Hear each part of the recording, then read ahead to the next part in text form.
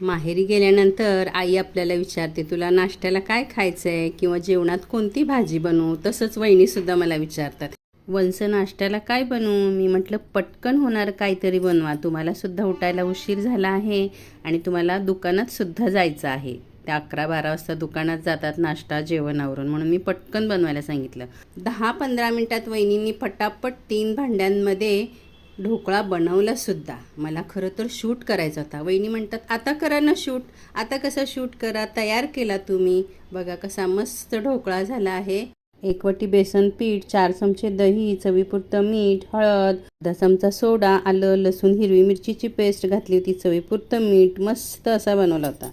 चवीला सुद्धा खूप छान झाला होता. बऱ्याच वेळा प्रयत्न करून आपला ढोकळा कधी कधी फसतो, म्हणून मला खरं तर तो शूट करायचा होता, पण शूट करायला मिळाला नाही, खायला मिळाला. सर्वांनी आम्ही तो संपवला सुद्धा. मस्त असा ढोकळा